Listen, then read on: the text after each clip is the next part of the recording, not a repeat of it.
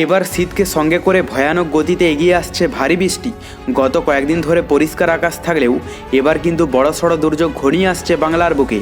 কিন্তু ঠিক কোন এলাকায় বড়সড় দুর্যোগ ঘনিয়ে আসবে এবং কোন দিকেই বা হাড় কাঁপানো শীত পড়বে তা নিয়ে এই ভিডিওতে আপনাদেরকে বিস্তারিতভাবে জানিয়ে দেব।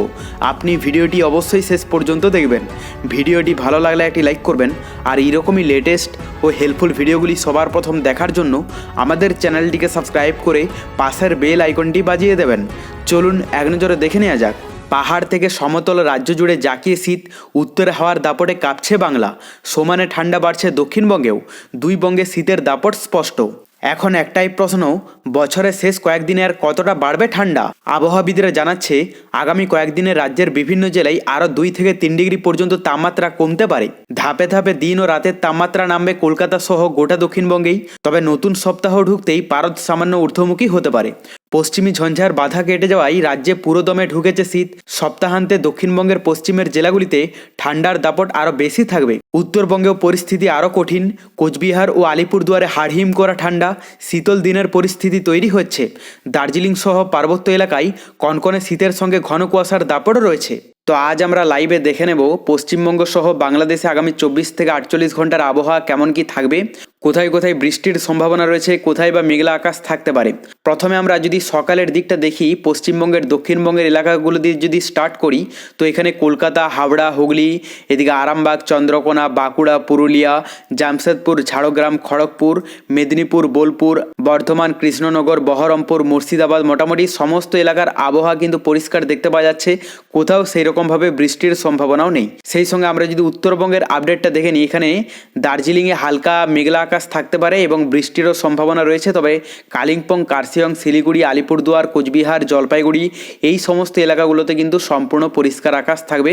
পাশাপাশি বাংলাদেশের কথা বলতে গেলে এখানে সমুদ্র উপকূলবর্তী এলাকার মধ্যে চট্টগ্রাম, ফটিকছড়ি, মানিকছড়ি, কুতুবদিয়া, কক্সবাজার, টেকনাফ, এদিকে বরগুনা, বরিশাল, পিরোজপুর, মঠবাড়িয়া, সেই সঙ্গে খুলনা, রাজশাহী, এদিকে রংপুর, সিলেট, ময়মনসিংহ, ঢাকা, কুমিল্লা, কামালপুর, মোটামুটি বাংলাদেশের মধ্যেও সমুদ্র উপকূলবর্তী এলাকা এবং ভিতরের এলাকার মধ্যে অধিকাংশ এলাকার আবহাওয়া কিন্তু পরিষ্কার থাকবে। কোথাও বৃষ্টির কিন্তু সম্ভাবনা দেখতে পাওয়া যাচ্ছে না। দুপুরের দিকের মধ্যেও খুব একটা চেঞ্জেস নেই, সকালের মতোই একই থাকবে পশ্চিমবঙ্গ সহ বাংলাদেশের আবহাওয়া।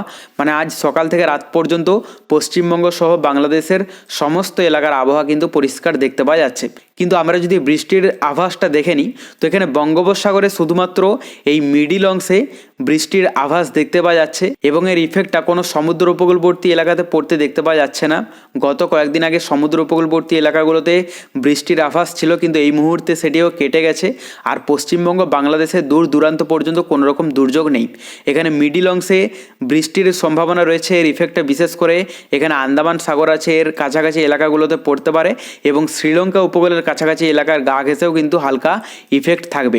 এরপর আমরা মেঘলা আকাশটা দেখে নেব যে কোথাও বৃষ্টির সম্ভাবনা না থাকলেও মেঘলা আকাশ কি থাকতে পারে।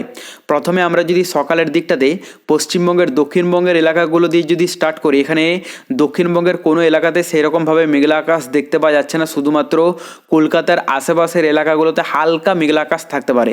এর ফলে কোনো রকমভাবেই কিন্তু বৃষ্টির সম্ভাবনা নেই। আর উত্তরবঙ্গের কথা যদি আমরা বলি, তো উত্তরবঙ্গের মধ্যে শুধুমাত্র এখানে দার্জিলিং, কালিম্পং, কার্শিয়ং এগুলোতে হালকা মেঘলা আকাশ থাকবে। এর থেকে বৃষ্টির সম্ভাবনা নেই বললেই চলে, যদিও সকালের দিকটাতে দার্জিলিংয়ে হালকা মেঘলা আকাশ এবং বৃষ্টির সম্ভাবনা রয়েছে। বাদবাকি এখানে শিলিগুড়ি, জলপাইগুড়ি, আলিপুরদুয়ার, কোচবিহার সমস্ত এলাকাগুলোতে কিন্তু পরিষ্কার আবহাওয়াই দেখা যাচ্ছে। আর বাংলাদেশের কথা বলতে গেলে এখানে সমুদ্র উপকূলবর্তী এলাকার মধ্যে টেকনাফে হালকা মেঘলা আকাশ থাকতে পারে। বাদবাকি চট্টগ্রাম, ফটিকছড়ি, মানিকছড়ি, কুতুবদিয়া, কক্সবাজার এগুলোতে মোটামুটি পরিষ্কার আকাশই থাকবে এবং এদিকেও বরগুনা, পিরোজপুর, বরিশাল, সেই সঙ্গে মঠবাড়িয়া, লক্ষ্মীপুর, সাতক্ষীরা, শ্যামনগর সমস্ত সমুদ্র উপকূলবর্তী এলাকাগুলোতে কিন্তু সম্পূর্ণ পরিষ্কার আকাশ থাকবে। কিন্তু ভিতরের এলাকাগুলোর মধ্যে অধিকাংশ এলাকার আবহাওয়াই কিন্তু পরিষ্কার থাকবে। শুধুমাত্র সুনামগঞ্জ আছে এবং এখানে পাশাপাশি জামালগঞ্জ আছে, এগুলোতে হালকা মেঘলা আকাশ থাকবে। আর উপরের দিকের মধ্যে গোয়ালপাড়া আছে, এগুলোতে কিন্তু হালকা মেঘের একটা স্পট পড়তে দেখতে পাওয়া যাচ্ছে। আর আমরা দুপুর রাতের দিকটা দেখে নেব। দুপুরের দিকের মধ্যে যা দেখতে পাওয়া যাচ্ছে তাতে পশ্চিমবঙ্গের দক্ষিণবঙ্গের অধিকাংশ এলাকার আবহাওয়া পরিষ্কার।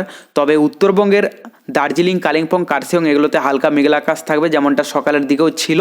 আর বাংলাদেশের মধ্যে এই সমস্ত এলাকাগুলোতে হালকা মেঘের স্পট পড়তে দেখতে পাওয়া যাচ্ছে। এই সমস্ত এলাকার মধ্যে যে সমস্ত এলাকাগুলো পড়ছে তার মধ্যে এখানে বরিশাল আছে, পিরোজপুর আছে, সেই সঙ্গে মাদারীপুর, উপরের দিকে যদি আমরা বলি নারায়ণগঞ্জ, ঢাকা, গাজীপুর, মানিকগঞ্জ, সেই সঙ্গে নাগরপুর, টাঙ্গাইল, ময়মনসিংহ, নেত্রকোনা, মোটামুটি কিছু কিছু এলাকা আছে যেগুলোতে হালকা মেঘের একটা স্পট পড়তে দেখতে পাওয়া যাচ্ছে দুপুরের দিকটাতে। আর সমুদ্র উপকূলবর্তী এলাকাগুলোতে মোটামুটি পরিষ্কারই থাকবে। রাতের দিকটা আমরা দেখে নেব, রাতের দিকের মধ্যে খুব একটা চেঞ্জেস নেই।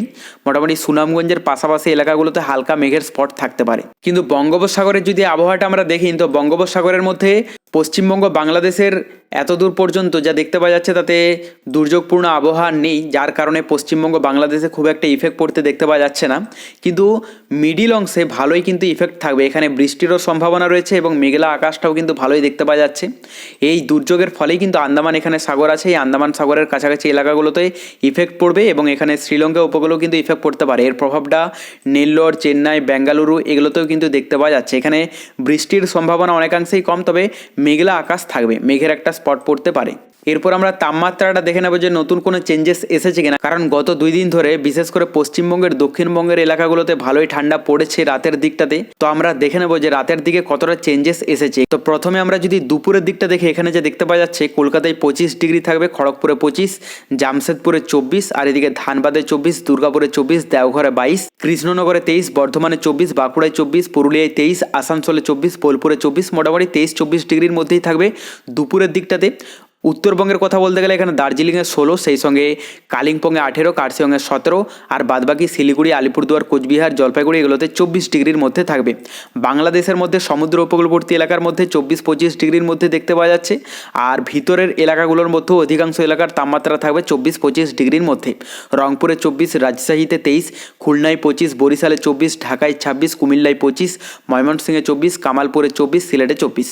রাতের দিকটা আমরা দেখে নেব, রাতের দিকের মধ্যে এখানে যে দেখতে পাওয়া যাচ্ছে কলকাতায় 17 ডিগ্রিতে নেমে যাবে, কোলাঘাটে 19, চন্দ্রকোনায় 14, চাকুলিয়ায় 14, খড়গপুরে 14, জামশেদপুরে 14, পুরুলিয়ায় 12, বাঁকুড়ায় 14 ডিগ্রি, বর্ধমানে 13, বোলপুরে 14, আসানসোলে 14, ধানবাদে 13, কৃষ্ণনগরে 15, আর এদিকে বহরমপুরে 14, মোটামুটি 13-14 ডিগ্রির মধ্যে থাকবে অধিকাংশ এলাকার তাপমাত্রা রাতের দিকটাতে। মানে গত 2 দিন ধরে ভালোই ঠান্ডা পড়েছে এর কারণে। উত্তরবঙ্গের মধ্যে যা দেখতে পাওয়া যাচ্ছে তাতে দার্জিলিং 8 ডিগ্রিতে নেমে যাবে এবং এদিকে কালিম্পংয়ে 9, কার্শিয়ংয়ে 11, শিলিগুড়িতে 14, আর বাকি আলিপুরদুয়ার, কোচবিহার, জলপাইগুড়িতে 16 ডিগ্রির মধ্যেই কিন্তু থাকবে।